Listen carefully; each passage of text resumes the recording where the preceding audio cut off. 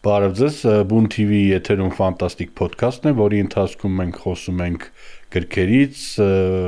կինոյից, համակարգչային խաղերից, կոմիքսներից, այսինքն այն ամենից, ինչ կարող է հետաքրքրել, ինչ հետաքրքրում է ու կարող է հետաքրքրել գիքերին, ու այսօրվա մեր հյուրն է գրող Հայկ Հովյանը։ Ողջույն Հայկ ջան։ Հայկին ես արդեն երևի մի 10 տարուց ավել գիտեմ, ու ինքը առավել Facebook-ում ավելի ակտիվ է քաղաքական բովանդակությամբ, քաղաքական հրապարակումներով, բայց այսօր քաղաքականությունից չենք խոսելու, այսօր զուտ խոսելու ենք ֆենտեզիից, ֆանտաստիկ գրականությունից։ Հայկը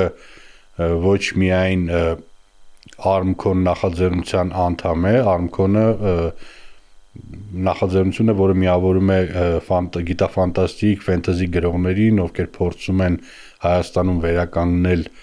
կամ ստեղծել ավելի ճիշտ հենց այդ գիտաֆանտաստիկ ֆենտեզի գրականությունը, ու Հայկը արդեն 3 տարի 3 տարվա ընթացքում արդեն տպագրել է 2 գիրք ֆենտեզի ժանրի, որից վերջինը Գիսանեն, հավերժական կայսրությունը տպագրվեց անցած տարի, չէ, դեկտեմբերին։ Նոյեմբեր-դեկտեմբերին ես ինքս պատիվ եմ ունեցել կարդալ գիրքը դեռ մինչև խմբագրումը, մինչև հրատարակումը եւ այլն, ու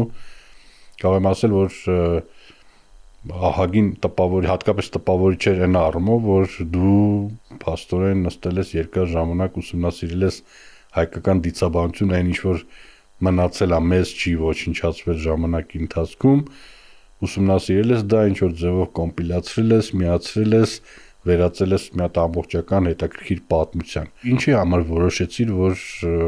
ստեղծես հայկական, ինքը ստեղծության ֆրանշիզա, չէ՞, որովհետև բոլոր քո ստեղծած թե այս վեպի, թե նախորդ վիպակի, ագրավիքարի, թե ասենք գրանիշում կամ այլ տեղերում հրատարակված պատմվածքների, թե նաև Armcon-ի դեպի վեր ժողովածուում հրատարակված պատմվածքի գործողությունը տեղի են ունենում նույն աշխարհում, նույն տիեզերքում հիմնված հայկական դիցաբանության վրա։ Ինչի՞ տենց որոշեցիր անես, ինչն էր պատճառը։ Նախ շնորհակալ եմ հրավերի համար։ Նախաբանի փոխարեն կուզեի ասեի, որ առանց քաղաքականության գրականություն չի լինում, այնպես որ քաղաքականությունը ամեն տեղ է եւ հատկապես գրականության մեջ։ Միտքը ֆենտեզի ժանրում, ինչ որ քայլեր անելու բավականին վաղուց է իմ մոտ տենց ծնվել, ձևավորվել։ Բնականաբար հիմքը այն է եղել, որ համաշխարհային գրականությունը, ու ոչ միայն գրականությունը, այլ նաև այդ ֆիլմային աշխարհը, այդ նույն համակարգչային, հա, խաղերը, այսինքն այդ գիկ աշխարհը, որտեղ որ թինեյջերները կամ դեռահասները հիմնականում բովանդակություն են սպառում, քանի գնում ավելի շատ է թեքվում դեպի այդպիսի ժանրերը, հա, ֆենտեզին, ֆանտաստիկան եւ այլն։ Ու մենք էլ որպես տենց ժողովուրդ միշտ թրենդային ենք, չէ՞, ոչ մի թրենդը բաց չենք թողնում, հələ մի բան էլ տենց ծայրահեղացնում ենք, այնքան շատ ենք անում, որ մարդիկ հոգնում են, օրինակ այդ մի 2 շաբաթվա կտրվածքով այդ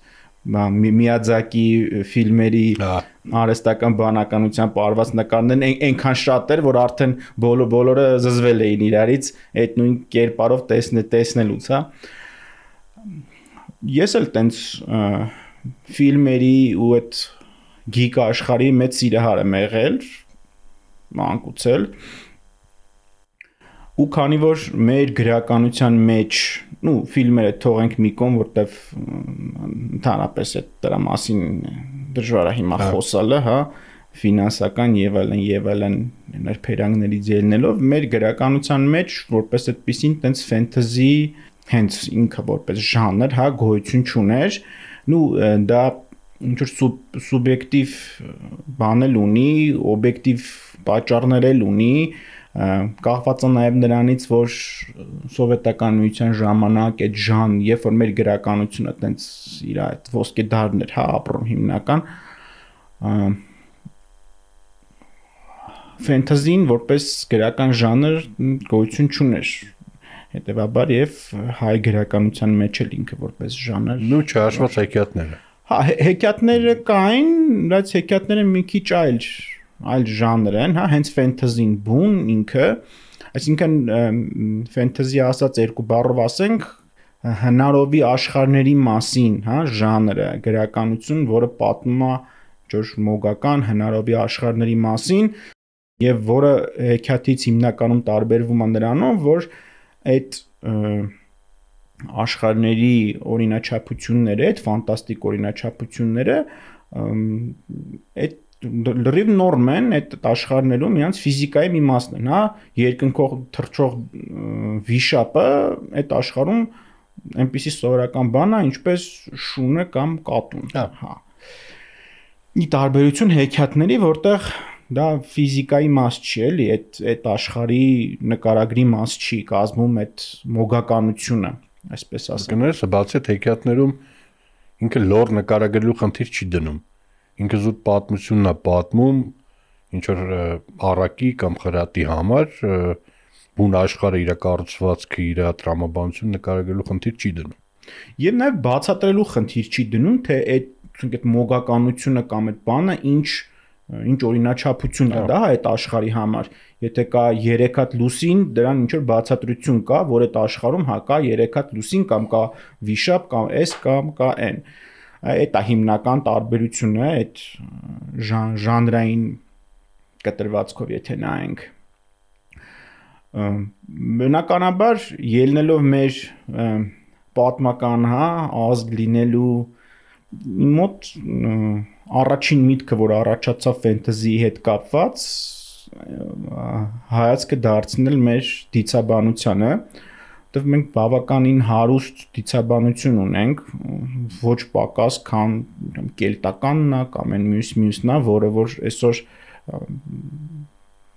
ամբողջ աշխարհը գիտի բոլոր այդ կերպարներին, այդ դիցաբանության այդ ինչ որ նրբերանգները, հա, չգիտեմ, էլֆա, օրկա, տորա, լոկիա, բոլորը գիտեն, ճանաչում են, սիրված են եւ այլն։ Մատուցման հարցը, հա, մեր դիցաբանությունը առանձնապես ոչինչով չի զիջում այդ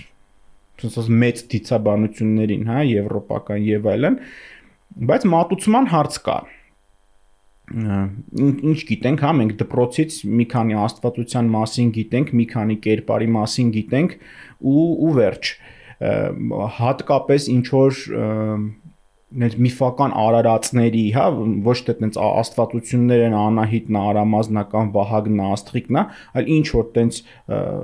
գերբնական գազաններ ասենք, ինչ ասենք, հա, վամպիրներ օրինակ։ Հա, այդ միֆական արարածների մասին ընդհանրապես ասենք ոչ դասագրքերում կա, ոչ ստեղծագործություններում կա, իրանք այդպես ինչ որ երևի թե գուցե կրոնական ինչ որ դրդապատճառներով կիրառություն չեն ունեցել, բայց շատ այդպես միֆական կերպարներ կան բավականին հետաքրքիր, օրինակ բերեմ, ասենք այդ աճուճ-պաճուճների օրինակ ցեղ կա, հա, որ ամեն սերունդը այն հաջորդ սերունդի համեմատ ավելի է փոքրանում, այնքան միջև ասեղի անցքով սերունդներից մեկը անցնի ու գա աշխարհի վերջը։ Ինչ հետաքրքիր ինչ որ կերպարներ են, որ մի անգամից պատկերացնում ես, թե դա հայտնվեր, ասենք Դիսնեյի ձեռքը ինչ կաներ, գուցե սևամորթ լինեին, բայց ինձ ավելի հետաքրքիր է թե դրանց ոնց են հորինը, ինչի տակ են եղել, որ այդ աճուճ-պաճուճներին հորինել են։ Այդ ընդհանրապես այդ միֆական կերպարները այդ դիցաբանություններում ամենտեղ ինչ որ անալոգներ ունենում են, հա, իրանք ինչ որ հիմնական մի հատ այդպես կոդի տակ են, որ բոլորի մոտ էլ ինչ որ այդպես ասոցիացիաներ առաջանում է, հա, վիշապներ էլ կան, չգիտեմ, մեկը արևն է ծածկում, մեկը մի քիչ ուրիշ ձև է, բայց ընդհանուր մոտիվները այդ նախատիպերը մոտիկ են էլի իրար, հատկապես այս հնդեվրոպական ժողովուրդների համար։ Լավ, իսկ հայկական դիցաբանության հարստությունը թույլ տալիս է ստեղծել, ասենք, մեծ ֆրանշիզ։ Օրինակ դու հիմա ունես այս պահին 2 գիրք ու պատմվածքներ, հնարավոր է, ասենք, իրան սարքել մեծ գրքաշար, շատ ավելի, ասենք, մեծ հաստ, շատ ավելի հարուստ մեծ վեպերով ուզում եմ ասեմ ռեսուրսը բավարարում է հայկական դիցաբանության, որ իրան օգտագործելով նոր պատմություններ հորինես ու դրանք ներդնես իր մեջ։ Սուտ կլինի ասեմ, որ ես շատ եմ խորացել այդ դիցաբանական, այդ ազգագրական նրբերանգների մեջ, բայց այն մակարդակով ինչ որ խորացել եմ, ուսումնասիրել եմ, հետաքրքրվել եմ, վստահորեն կարող եմ ասեմ, որ այո, մեր դիցաբանությունը բավականին մեծ ներուժ ունի, բավականին հետաքրքիր է, կերպարների առումով նույնպես ինքը տենց մատուցելի է, հա, կարելի է իրանց հետաքրքիր վիզուալիզացնել, ասենք օրինակ իմ գրքի կերպարներից մեկը դա հանավարը վամպիրա, որը որ ոտնաթաթից է, հա, արյուն խմում, ինչ հետաքրքիր դեռ մի անգամից պատկերացնում ես, թե իր դեմքը ինչ ձև կլինի, ծնոտը ինչ ձև կլինի ու ինչքան է տարբերվում այն մյուս մեր իմացած, հա, տենց հետ լեգենդար մեյնստրիմ վամպիրներից Դրակուլան կլինի կամ այն մեկը, որոնք տենց ստանդարտ վզից են։ Հա, իդեպ գրքում հենց գիսաներում ինքը կա ու ահագին վախենալու ես նկարագրել իրան, կարելի ասել հայկական Նոսֆերատուն է։ Իմ համար դա բացահայտում էր, որ հայկական դիցաբանության մեջ հենց կոնկրետ վամպիր կա։ Ընդ որում ինքը մենակ հայերի թշնամիների արյունն է խմում, այդ մի հատ ուրիշ առանձնահատկություն է, որտեղ ասենք նույն Դրակուլան տարբերություն չէր դրում, չնայած ասենք ազգայնական վամպիրը մեր, հա, ազգայնական վամպիրը։ Շարունակվելու է, չէ՞, այս ամեն ինչը, այսինքն դու էլի վերցնելու ես դիցաբանությունից մասեր ու էլի շարունակելու ես ավելացնել ես պատմություն ես աշխարհը մեծացնել։ Անկեղծ ասած ես ավելի հակված եմ այդ իմ ստեղծած ֆենթազի տիեզերքը, հա, ավելի ինլայնելու, այսինքն շատ դիցաբանությանն էլ չկապվելու, որ սահմանափակումներ չլինեն, բայց ինչ խոսք կերպարների առումով կամ պատմությունների առումով դիցաբանությունից եմ հիմնականում օգտվելու, բայց այդ ֆենթազի աշխարհը իմ նպատակը տենց ինքնուրույն զարգացնելն է, որ շատ տենց կա, այսինքն արդյունքում ինքը չդառնա տենց պատմավեբ, հա, կամ ասենք ինչ որ դիցային վեբ, այլ մնա այդ ֆենթազի աշխարհի կանոնների մեջ։ Ես ընդհանրապես ասենք այն հակվածությունը չունեմ, որ կան մարդիկ չէ, որ ասում են ինչի եք, ասենք, չգիտեմ, Հարի Պոթեր կարդում կամ Մատանիների տիրակալ կարդում, եկեք մեր հայկական հեքիաթները կարդացեք եւ այլն։ Իմ համար մեկը ցանկացած մարդ կարա ցանկացած բան կարդա, դա իր իրավունքն է։ Բայց ուրախալի է այն, որ նաեւ հայկական դիցաբանությունը կարա հնարավորություն կա հասանելի դարձնել թե դեռահասներին, ինչի՞ չէ, նաեւ թե մեծահասակներին, այսինքն ավելի հարուստ դարձնել գրական փորձը։ Ու հիմա քայլեր անում են, դու ես անում, ասենք, Արտավազդն անում, Եղիազարյան, որ հայկական հենց դիցաբանության վրա հիմնված ժամանակակից ընթերցողին հասկանալի ֆենթազի է ստեղծում։ Իսկ կարա, ասենք, քո ստեղծած universe ինքը shared universe լինի, որ ասենք մի գրող ստեղծում է, ուրիշները միանում են, նույն աշխարհում ուրիշ պատմություններ են գում, կարամ բերեմ ռուս Դմիտրի Գլուխովսկի օրինակը, որ Մետրո 2033-ը գրեց ինքը, հետո ամբողջ աշխարհում մեկ տարբեր գրողներ այդ նույն աշխարհում ինչ որ պատմություններ էին օրինում ու հիմա այս պայդությամբ 140 թե 150 հատ վեբ է տպագրվել այդ նույն universe-ի սահմաններում։ Տենց բան հնարավոր է քո մոտ անել այսքան։ Ինձ թվում է այդ շախը դիցաբանությունն է, էլի ամեն դեպքում, դες դու Արտավազդի գիրք օրինակ բերեցին, այնտեղ էլի վիշապների մասին է խոսքը գնում, ուզում ասեմ այդ մեր universe-ը այդ մեր դիցաբանությունն է ու մեկը պատմությունը մի քիչ ուրիշ ձև կգրի, մեկը մի քիչ ուրիշ, մեկը ինչ որ քաղաքային բան դրան կհաղորդի,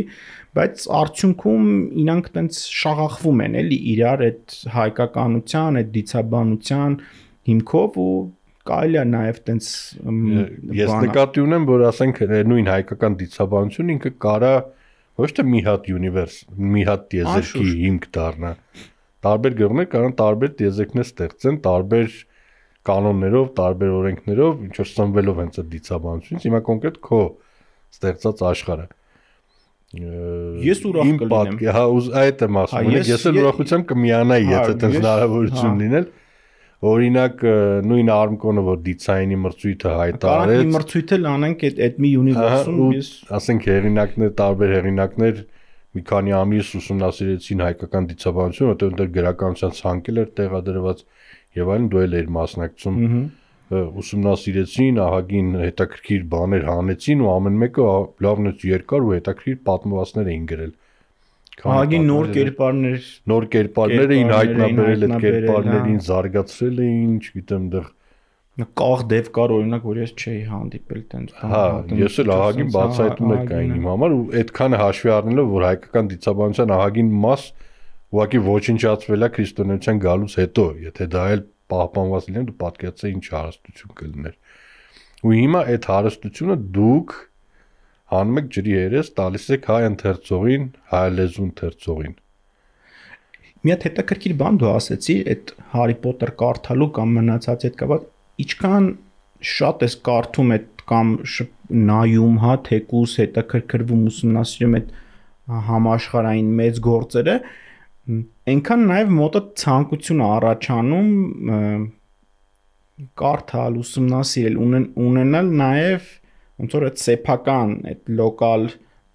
այդ աշխարհը էլի, ուսում դրանք տենց փոխկապակցված բաներ են իրար, ինչքան դեռահասը շատ է կարդում այդ համաշխարհային գրականություն, այնքան իրան նաև ավելի հետաքրքիր է դառնում, թե այ իմ հայկական իրականության մեջ դա ինչ կա, ինչ ձև է դա դրսևորվում, ու դա շատ նորմալ ու տրամաբանական է, որ ինչ որ պահի այդ մերն էլ այդ համաշխարհին ինտեգրելու ցանկություն է առաջանում, այդ նուրբ պահ է էլի, ու ես կարծում հիմա դեռահասները մեծ կարիք ունեն նաև իմանալու, թե մեր իրականության մեջ, մեր դիցաբանության մեջ, հա, մեր սեփականի մեջ ինչ հետաքրքիր բաներ կան, հա, ասենք, չգիտեմ, կորեականի կամ այն մյուսի կողքին դնելիք, մենք ինչ ունենք, ու գրողների կամ ստեղծագործողների արդեն ավելի հասուն տարիքի, հա, պատասխանատվությունն է, իրանք չարչարվեն, ինչ որ բաներ գտնեն, ինչ որ բաներ անեն, որ թինեյջերները դրանից օգտվելու բան ունենան, երբ որ ես ու դու ենք դեռահաս կամ դպրոցական, մենք այդ հնարավորությունը չենք ունեցել, որովհետև չկար այդպիսի ստեղծագործություն, իսկ մեր ավակ սերունդը մեզ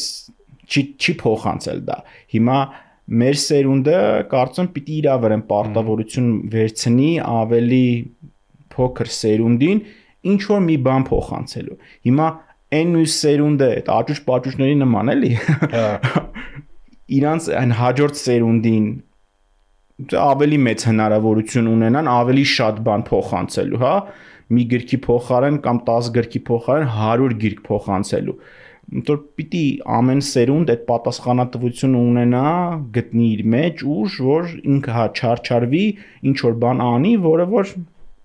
իրանից հետո եկող սերունդին մի քայլ ավելի կհեշտացնի։ Այդ նույն, չգիտեմ, Հոլիվուդը կամ բանը մի օրվա մեջ չեն արթնացել մարդիկ ու ասել, այ մե վերջ, մենք այսօրվանից, չգիտեմ, Pixar-ն ենք։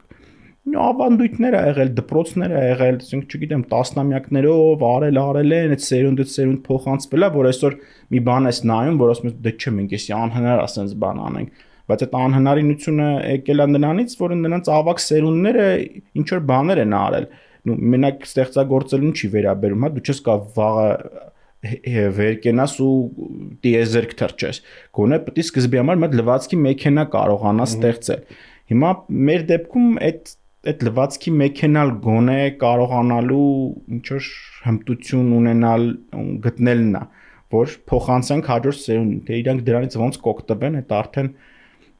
իրանց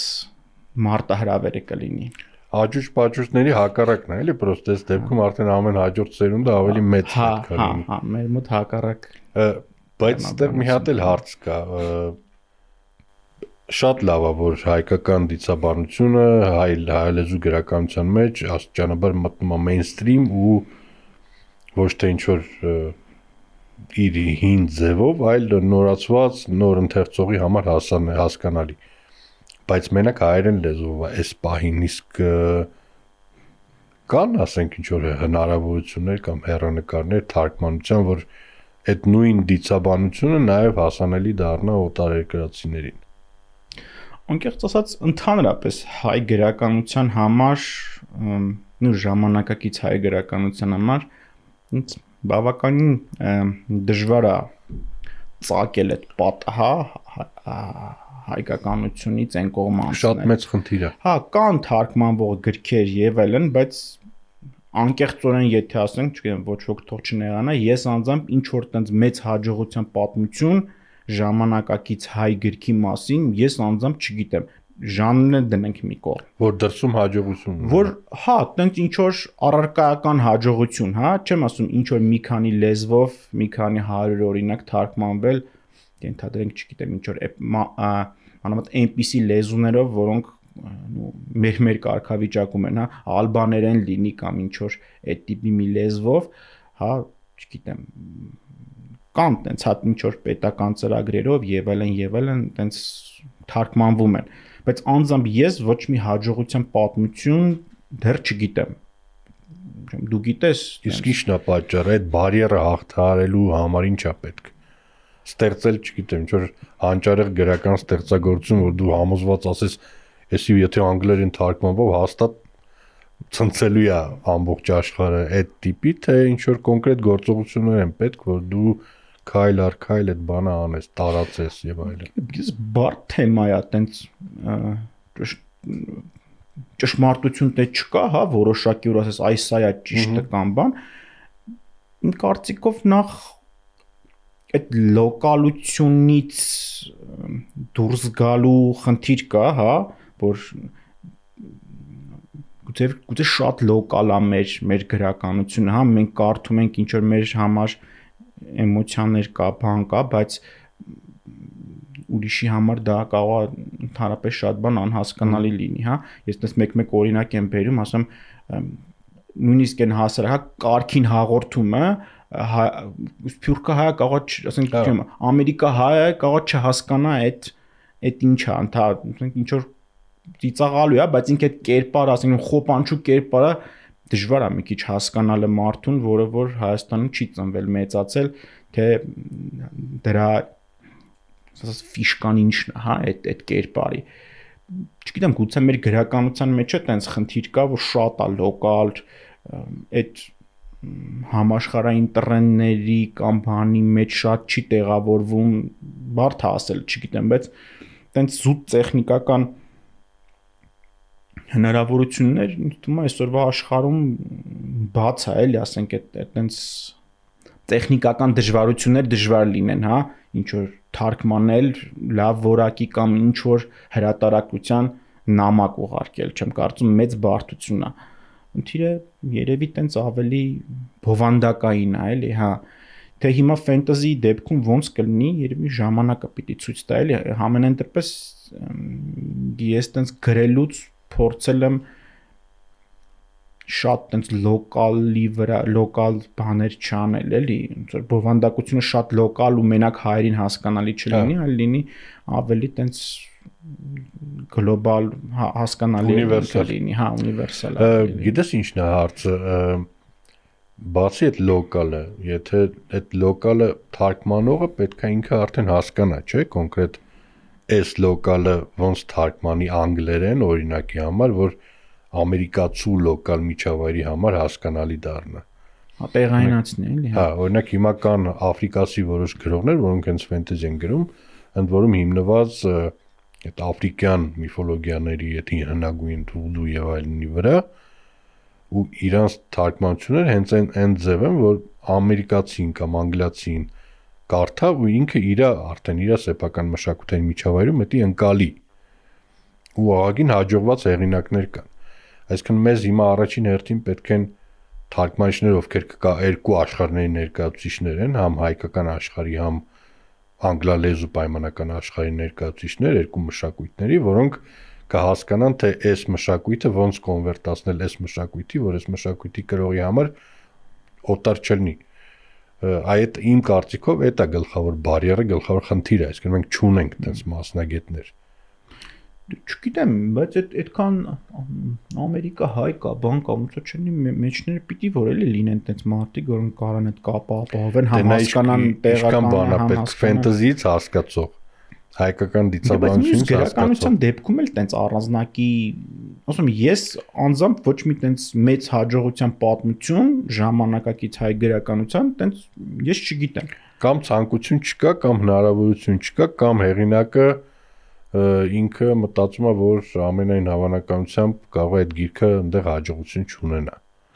Դե կամ ֆինանսական խնդիր։ Այդքան հեղինակի բանն էլ չի իշքան այդ գրական գործակալների, հրատարակչությունների, համենայն դեպս տեսնում ենք, որ փառատոներին գնում են, մասնակցում են, տաղավարա լինում եւ այլն, ուզում ասեմ, ես այդտեղ տեխնիկականի խնդիր չեմ տեսնում այդքան, որ հնարավորություն չունեն ներկայանալու։ Կարծում կա այդ հնարավորությունը, ձևերն էլ գիտեն, ասում փառատոներին տաղավարա լինում եւ այլն։ Ես ավելի շատ կարծում եմ, որ բովանդակային խնդիր կա, որ չգիտեմ, հետաքրքիր չի, չեմ կարող ասեմ դժվարանում է։ Իմ պատկերացմամբ Գիսանեն կարա շատ հետաքրքիր լինի, ես հուսանք։ Նրա համար չեմ ասում, որ իմ հյուրն ես գովում եմ եւ այլն, բայց ես ինքս կարդացել եմ ու կարամ պատկերացնեմ, ասենք արտասահմանցի երեխեն դեռահասը կամ ինչի՞ չէ, նաեւ հասուն մարդը, ասենք անգլերենով կարդա այս նույն պատմությունը, լրիվ կարամ պատկերացնեմ, իր համար դա ոչ օտար կլինի, ոչ անհասկանալի կլինի։ Իմ կարծիքով առաջի հերթին մենք պետք է այդ թարգմանությամբ զբաղվող լավ մասնագետներ գտնենք, ովքեր ոչ թե մեխանիկորեն են թարգմանելու, այլ հասկանալով մի մշակույթից վերածելու են ուրիշ մշակույթի, կամ դու ինքդ պետք է նստես քո ստեղծագործություն Նաբոկովի նման ամերիկանացնես, անգլիականացնես, այդ տարբերակն է։ Որովհետեւ ինչի եմ ես ասում, շատ լավ տենդենս է հենց հայկականի վրա գիտական ֆանտաստիկական ֆենտեզի ստեղծել, ես եմ մի քանի հատ գիտակ ֆանտաստիկ պատմվածք տպել եւ այլ, բայց ինքը եթե իրենք մնան լոկալ մեր տարածքում, մեր հայկական հայալեզու միջավայրում, այս տարածքում աճեն, դու պատկերացրու, ոնց որ մի հատ պուճուրիկ տարածքում ծառ աճում, որը հնարավորություն չունի տարածվելու, մնացածներին երևալու էլի, դա արդեն մի քիչ տխուր է, մի քիչ աբիդնի է դրանից։ Դե հա, մի քանի միլիոն մարդու համար դա փոքր մի, չգիտեմ, չինական փոքր քաղաքի բնակչությունն է, բարդ է, տենց ուս գրական շուկա, հա, ունենալու համար այս տիպի փոքր երկրներում, չգիտեմ, այդ գրականության այդ բաց հարցերը կան էլի, հա, տեղից էլ համաշխարհային գրականության մեջ էլ այդ տենդենսը կա, որ կարդացողների քանակը պակասում է, գրական գործերի քանակը պակասում է, առավել ևս մեր դեպքում, հա դա։ Իսկ զուտ բացի գրականությունից, էլի քանի որ թեման հենց մենք սկսել ենք դիցաբանությունից, փորձեր էին արվում նաև հայկական կոմիքսներ ստեղծեն։ Դու նաև անիմատոր ես, դու այդ թեմաների մեջ ավելի լավ կհասկանաս այդ թեմաներից։ Ընդ որում փորձել էին կոմիքս ստեղծել, որի հերոսը ընդհանրապես ինչ որ հայկական դիցաբանության հետ կապ չուներ կամ հայկական մշակութային շերտերից չէր, այլ ոնց որ օտար, չեմ ուզում ասեմ օտար, որ տպավորություն չլինի, որ ինչ որ ազգայնական բան մասին է խոսքը։ Չեմ հիշում անունը։ Նու նկատի ունեմ արտասահմանյան կոմիքսների, արտասահմանյան մշակութային առանձնահատկությունների մշակութային առանձնահատկություններից վերծված ինչ որ կերպար, որին փորձել էին հայկականացնել, որը ահագին ինչ որ օտար էր նայվում, ինչ որ բաներ եմ տեսել, հատվածներ եմ տեսել, դες շատ չեմ խորացել, իմ համար էր օտար նայվում։ Բայց նույն այդ կոմիքսները կարելի է հենց հայկական դիցաբանության հիման վրա ստեղծել, դեպ կոմիքս ստեղծելը նախ ավելի էժան է հերինակի համար ռեսուրսների առումով, այսինքն ինքը ավելի քիչ ժամանակ է դրա վրա ծախսում, մանավանդ եթե ստեղծվում է ինչ որ բարբերականությամբ, ոչ թե ինչ որ գրաֆիկական վեբ, այլ ասենք 12 էջանոց կոմիքս։ Ու եթե ինքը նվազագույն տեքստ է պարունակում ու առավելագույն իլյուստրացիաներ, իսկ իդեալում մենակ իլյուստրացիաներ կան տես կոմիքսներ, որոնք մենակ իլյուստրացիան են։ Այդ արդեն նաև թարգմանության խնդիրն է լուծում։ Ինձ թվում է այդ կոմիքսների հետ այս թեմայի մասին դες մտածել եմ ահագին, այս արհեստական բանականությունը այդտեղ շատ մեծ դռներ կարա բացի, որտեղ այդ կոմիքս նկարելը դրա վիզուալիզացիան շատ ավելի բարդ է։ Հա։ Եթե մենք մտածում ենք, որ գրելը ավելի հեշտ է, քան տենց լավ վիզուալիզացիա, հա, մատուցել, այդպես չի, մենք գուցե շատ ավելի լավ կարողանում ենք հայերեն գրենք, քան ինչ որ ժամանակակից տենց կրեատիվ ինչ որ վիզուալիզացիա ստանանք, որովհետև դա մի ուրիշ աշխարհ էլ դա է, հա, ասենք ինչ որ նոր կերպար հորինել, որ այդ կերպարը տենց հմայիչ լինի, հետաքրքիր լինի, մեջ ինչ որ նոր բան լինի, դա շատ բարդ բան է ինքը իրանից ներկայացնում, շատ մեծ հմտություններ է պահանջում, բայց այս արհեստական բանականությունը այդ հարցում ահագին բան կարա փոխի, այդ նույն կոմիքսներ նկարելու հարցում ինքը ինչ որ ժամանակ հետո կարա դա ծառայի նրան, որ այդ հայալեզու, հա, կոմիքսներ անելը այդ վիզուալիզացիայի մասով բավականին հեշտ դառնա ու հետո ինչ որ տեղ կա, հա, աշխատելու տեղը տեղ կա, հնարավորություններ են բացվում։ Այս արհեստական բանականությունը այտենց գործիքակազմ տալիս է, էլի։ Շատ մեծ թեմա է, երևի այս թեման մի քանի հաղորդման ընթացքում հնարավոր է քննարկել, հա, կարելի է մի քանի անգամ հանդիպել, հատկապես հենց կոմիքսների թեման, որտեղ ինձ ավելի շատ է բանանում, ոգևորում այն հանգամանքը, որ դու արդեն եթե անգամ թարգմանության խնդիր ունես ու տեղ ինչ որ նոր բաներ պետքա հորինես եւ այլն, կոմիքսների դեպքում դու ունես լավ նկարիչներ, ովքեր կարան հենց տեղում անեն ու կարան, այսպես ասած, մերը տարածեն ժամանակակից ձևով։ Եվ արհեստական բանականություն։ Պլյուս արհեստական բանականությամբ։ Երևի այս դրական նոտայի վրա էլ ավարտենք մեր այսօրվա զրույցը։ Շնորհակալ եմ, որ եկար։ Հիշեցնեմ, որ մեր հյուրն էր գրող Հայկ Հովյանը, կհանդիպենք մյուս թողարկմանը։